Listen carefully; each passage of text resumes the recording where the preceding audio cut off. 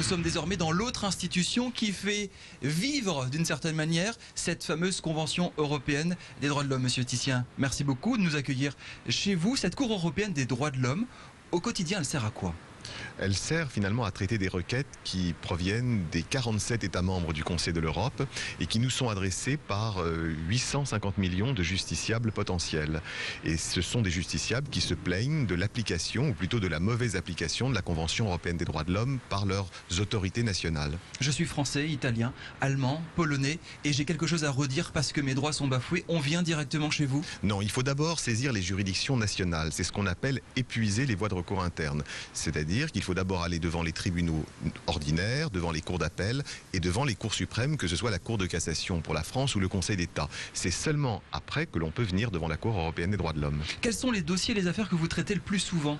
Alors il y a des problèmes qui sont liés au dysfonctionnement des systèmes judiciaires, des procès qui durent trop longtemps, des détenus qui se plaignent de leurs conditions de détention, des personnes qui se plaignent également des atteintes à leur vie familiale. Il y a des journalistes qui sont bafoués dans leur liberté d'expression, qui estiment que la Cour européenne des droits de l'homme peut réparer ces violations. Alors à ceux qui nous regardent et qui se disent on est quand même en Europe, on est en France, pays des droits de l'homme, ça sert à rien, vous répondez quoi ? Non, au contraire, je crois que les droits de l'homme c'est un combat permanent, on peut toujours progresser, on peut toujours perfectionner les systèmes. La perfection n'existant pas, une Cour européenne comme la nôtre permet précisément d'améliorer les choses et dans de nombreux domaines, la Cour européenne des droits de l'homme a permis de faire progresser les droits de l'homme. C'est grâce à la Cour qu'il y a une législation en France sur les écoutes téléphoniques.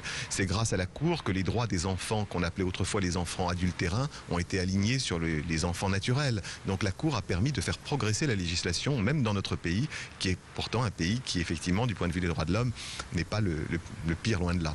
Alors, c'est pas le pire loin de là, pourtant je vois deux dossiers plutôt importants, plutôt d'actualité.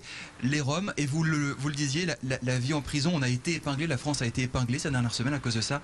Les Roms, tout d'abord, est-ce que vous vous êtes prononcé, est-ce que vous avez été saisi de cette politique envers les Roms, leur renvoi en Roumanie, qui est un pays membre de l'Union européenne ? La Cour n'a pas été saisie des affaires récentes qui se sont déroulées ces dernières semaines.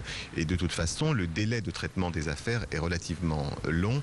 Il n'y a pas une réponse dans l'urgence pour ce type d'affaires, mais il n'y a pas eu de saisine.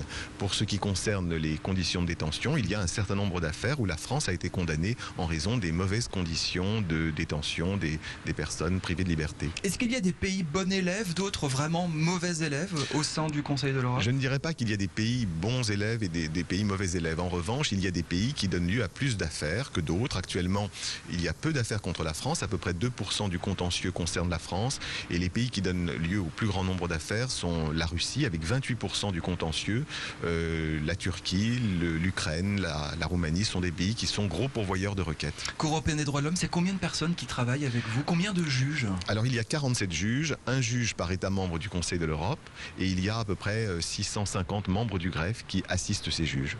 Est-ce que vous sentez une amélioration ces dernières années de la démocratie ? Est-ce que la démocratie gagne du terrain ou au contraire il faut vraiment se battre pour asseoir ces idées-là? Je crois que la démocratie gagne du terrain sur le continent européen. Je crois que le Conseil de l'Europe joue un rôle absolument essentiel pour perfectionner les systèmes, pour améliorer le fonctionnement de la démocratie. C'est une organisation qui, avec peu de moyens, arrive à faire énormément et qui, d'ailleurs, sous la houlette de son nouveau secrétaire général, lance un certain nombre d'opérations qui seront certainement très utiles dans le futur. Merci Monsieur Titien, et comme vous l'avez dit, la démocratie n'est jamais gagnée, il faut toujours se battre pour la maintenir. Merci beaucoup.